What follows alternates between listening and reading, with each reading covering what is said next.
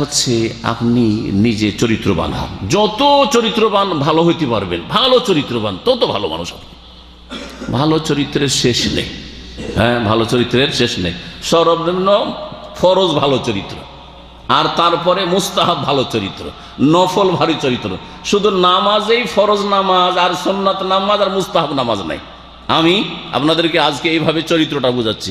চরিত্রের কিছু আছে যেটা ফরজ, আর কিছু আছে যেটুকু মুস্তাহাব সুন্নাত, আর কিছু আছে নফল। হ্যাঁ হ্যাঁ, নফল বা নফল মুস্তাহাবকে যদি একই করে দেন তো কমপক্ষে দুই ভাগে ভাগ করা যেতে পারে, যে ফরজ আর ফরজ চরিত্র আর নফল মুস্তাহাব চরিত্র। এই ভালো চরিত্র দেখালে সওয়াব পাবেন, কিন্তু না করলে হয়তো গুনাহ হবে না, তাই না? এটা হচ্ছে মুস্তাহাব। আর কিছু চরিত্র আছে, সেই চরিত্র আপনাকে দেখাতেই হবে, ওই চরিত্রে চরিত্রবান আপনাকে হতেই হবে, না হলে গুনাহগার হবে। না বুঝতে পারছেন না? উদাহরণ দিতে হবে, উদাহরণ দিতে হবে। আপনার একটা চরিত্র হচ্ছে যে আপনার ছেলে মেয়েকে আদরের সাথে মানুষ করবেন। এটা মুস্তাহাব না ফরজ? ফরজ, তাই না? আপনার কফিলের কাজগুলি আমানতের সাথে করবেন। আমানতটা একটা চরিত্র কিনা? এটা ফরজ না মুস্তাহাব? ফরজ। তাহলে ফরজটা বুঝে নিলেন। মুস্তাহাব দেখা সাক্ষাৎ হলি সালাম, সালাম আলাইকুম, হ্যাঁ সুন্নাত, তাই না? তারপরে কেমন আছেন ভাই, ভালো আছেন, কি অসুস্থ ছিলেন, আল্লাহ শেফা দিক। এই যে এই কথাগুলি হচ্ছে কি, এগুলো মুস্তাহাব, নফল। যদি নাও বলেন কেমন আছেন, নাও বলেন কি অসুস্থ ছিলেন, ভালো হয়েছেন কি না, কি অবস্থা আপনার, হ্যাঁ ছেলে মেয়ে কেমন আছে, এগুলো নাও বলেন, কোনো অসুবিধা না। সারা জীবন কাউকে জিজ্ঞেস করলেন, আল্লাহ ধরবেন না, তাই না? কিন্তু এগুলো হচ্ছে উত্তম চরিত্র। হাসি মুখে কথা বলা, দেখা হইলে একটু সালাম দেওয়ার সাথে একটু মুস্কি হাসি দেওয়া, মুস্তাহাব ভালো কাজ। জি হ্যাঁ, তো চরিত্রের ক্ষেত্রেও ফরজ চরিত্র আছে আর মুস্তাহাব চরিত্র আছে। যার চরিত্র যত ভালো সে তত ভালো মানুষ। প্রিয় নবী মুহাম্মদ রাসূলুল্লাহ সাল্লাল্লাহু আলাইহি ওয়াসাল্লামের এই মর্মে বিভিন্ন শব্দ দিয়ে হাদিস রয়েছে। এক শব্দ রয়েছে খিয়ারুকুম আহসানুকুম আখলাকা, তোমাদের মধ্যে ভালো মানুষ ওরা যাদের চরিত্র ভালো। আবার কোন হাদিস হয়েছে খায়রুন নাসি আহসানুহুম খুলাকা, মানুষের মধ্যে ওরা সবচেয়ে ভালো মানুষ যাদের চরিত্র ভালো। এইভাবে বিভিন্ন ভাষা দিয়ে নবী করিম সাল্লাল্লাহু আলাইহি ওয়াসাল্লামের হাদিস রয়েছে, যার চরিত্র যত ভালো সে তত ভালো মানুষ। এবং জান্নাতে যে অধিকাংশ মানুষ যাবে তাদেরকে কোন আমলটি জান্নাতে নিয়ে যাবে, এই মর্মে প্রিয় নবী মুহাম্মদ রাসূলুল্লাহ সাল্লাল্লাহু আলাইহি সাল্লামকে জিজ্ঞেস করা হয়, সুইলা আন আকসারে মা ইউদখিলুল জান্নাতা, কোন আমল সবচেয়ে বেশি জান্নাতে নিয়ে যাবে? প্রিয় নবী মুহাম্মদ রাসূলুল্লাহ সাল্লাল্লাহু আলাইহি ওয়াসাল্লাম বলেছিলেন, তাকওয়াল্লাহি ওয়া হুসনুল খুলুক, আল্লাহর ভয় ভীতি। এক, আল্লাহর ভয় থাকলে ফরজ অজেবে বলতে হবে না, ফজরে সালাতের জন্য জাগাতে হবে না, আপনি নিজেই জাগবেন, আমাকে জাগাবেন আমার পাশে থাকলে। আপনাকে কেন আমি জাগাবো? আপনার স্ত্রী কেন আপনাকে জাগাবে? আপনি নিজেই জাগবেন আল্লাহর ভয় থাকলে। তাকওয়াল্লাহ, তাকওয়া থাকলে সব ঠিক। তাকওয়া থাকলে আপনি যতই ভালো চান্স পেয়ে যান, টাকা বেঈমানি করার আর পাপ করার কখনো করবেন না। আপনি এক পয়সা কারো মেরে খাবেন না, ঘরে গিয়ে তার টাকা পয়সা দিয়ে আসবেন।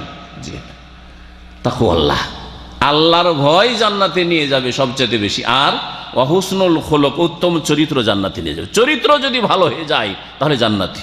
প্রিয় নবী মুহাম্মদ রাসূলুল্লাহ সাল্লাল্লাহু আলাইহি ওয়াসাল্লামকে এক মহিলা সম্পর্কে মুসনাদ আহমদের হাদিস বলছেন, এক ব্যক্তি, যে আমাদের মহল্লাতে এক মহিলা আছে, দুই মহিলা আছে। এক মহিলা আছে সে অনেক নামাজ পড়ে, নফল নামাজ পড়ে, আবার নফল রোজা রাখে, সোমবার বৃহস্পতিবার হয়তো রোজা রাখে, আইয়ামে বীজের রোজা রাখে, আর দান খেরাতও করে, খুব বেশি দান খেরাত করে।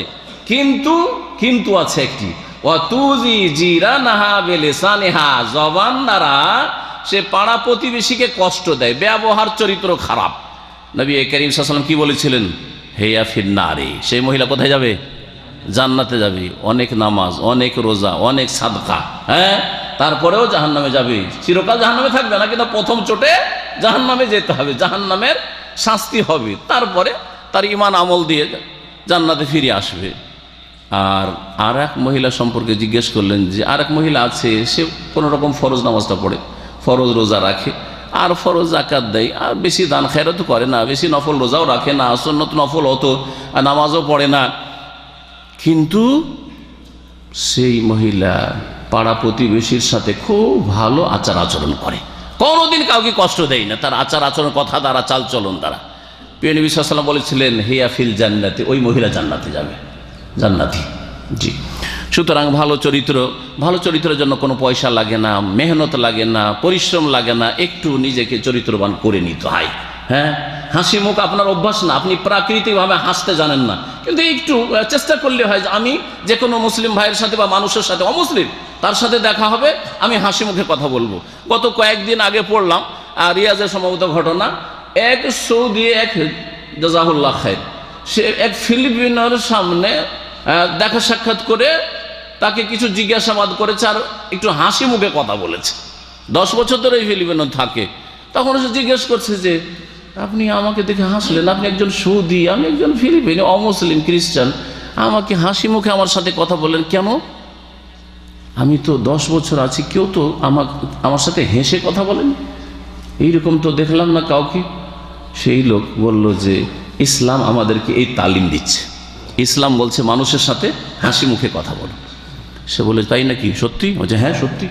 ইসলাম বলছে তাবাসসুমু কাফি ওয়াজহি আখিকা লাকা সাদাকা, তুমি মুচকি হেসে কোনো মানুষের সাথে যদি কথা বলো, এতে সাদকার নেকি পাওয়া যায় বিনা পয়সাতে। তখন সে বলল তাহলে ইসলাম তো স্টাডি করতে হবে, একটু আমাকে কিছু কিতাব দাও, লেখা পড়াবো। কয়েকদিন পড়ার পরে এসে ইসলাম গ্রহণ করে মুসলমান হয়ে গেছে, আলহামদুলিল্লাহ, কিচ্ছু লাগেনি। জি হ্যাঁ, টাকা পয়সা দিয়ে হয়তো 5000 রিয়াল দিল, টাকা নিয়ে উধাও হয়ে যেত, মুসলমান হইতো না, কিন্তু তার অন্তর জয় করে নিলেন শুধু একটু হাসি মুখ দিয়ে, আর তাতে বিনা পয়সাতে ইসলাম গ্রহণ করলো, জাহান্নাম থেকে উদ্ধার হয়ে গেল। যে চরিত্রবান হতে হবে, আল্লাহ পাক আমাদেরকে যেন তৌফিক দান করেন।